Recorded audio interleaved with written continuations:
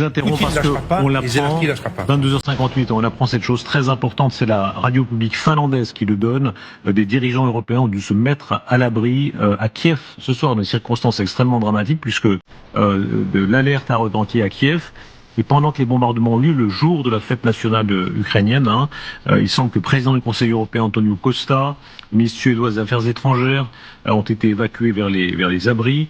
Il y a sur place aussi le Premier ministre finlandais, je crois, Stubb, le président finlandais, le Premier ministre britannique et le Premier ministre britannique. Alors on verra ce qu'il en est, mais si le Premier ministre britannique a dû se réfugier dans un abri sous les drones russes ou sous la menace de drones russes, c'est quelque chose. On a là la réponse à tous les débats que nous avons depuis 4 ans sur la question de l'escalade, de la responsabilité des Occidentaux.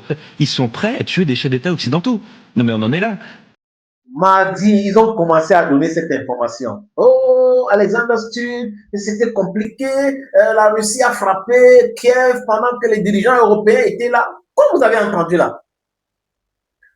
Je lance ce défi. Allez regarder sur les différentes plateformes. Ils n'ont pas publié.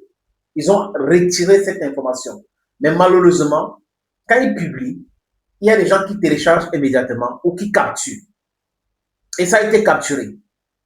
Ils ne veulent plus que les gens sachent que les dirigeants otaniens qui étaient à Kiev ont été menacés par les Russes et que les drones et les missiles ont survolé la capitale ukrainienne. Ils ne veulent pas qu'on sache. Ils ne veulent pas qu'on continue de dire que ces gars-là étaient allés se terrer dans les bunkers. Andy Birdman, le nouveau premier ministre britannique, est allé se cacher dans un bunker. Et juste après, quand la situation s'est calmée, il a pris la première voiture, le train, pour aller en Pologne, parce que les avions n'atterrissent pas en Ukraine. Voilà la réalité. Donc, la Russie contrôle le ciel ukrainien. La Russie vous passe les messages que vous ne pouvez rien. En Russie, s'il y a une activité, un événement, ça se tient. Les drones, j'ai vu les hélicoptères, les avions de chasse qui chassent les drones ukrainiens. Il y a d'autres qui réussissent à passer, mais de façon massive, l'Ukraine envoie 400 drones, par exemple, parfois, et la Russie abat avec les preuves à l'appui à peu près 398 drones, 2 ou 3 passent. Donc, les Otaniens devraient comprendre qu'ils ont affaire à un pays puissant, à un pays qui a des résistants, à un pays qui ne fléchit pas.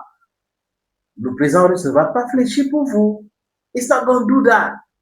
C'est la réalité des faits. La guerre vous a dépassé. Les dirigeants européens sont dans le non-sens total.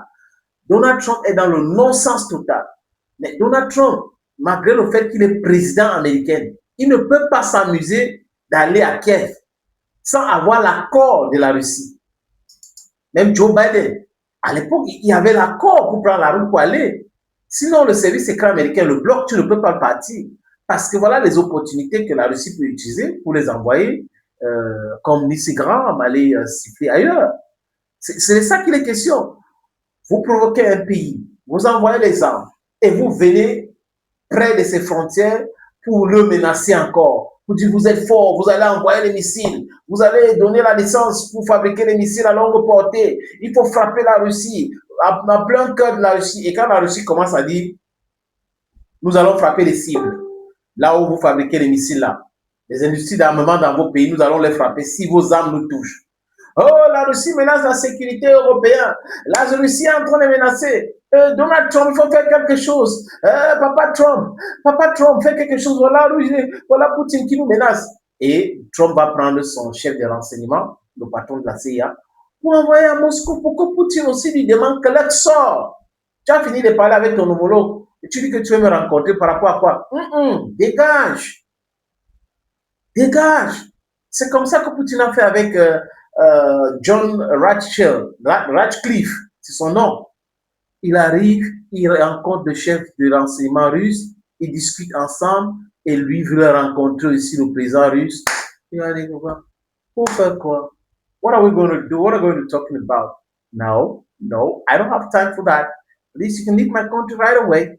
Et les autres années, il est arrivé, il est allé avertir la Russie. Pourquoi vous n'avez pas averti la Russie? Pourquoi vous n'avez pas averti la Russie après les frappes mardi? Les dirigeants otaniens sont venus faire quoi là-bas? La Russie les a montré qu'ils sont des tigres de papier. And Russia is not joking. When Russia says something, they do exactly what they said they would do. That's Russia for you.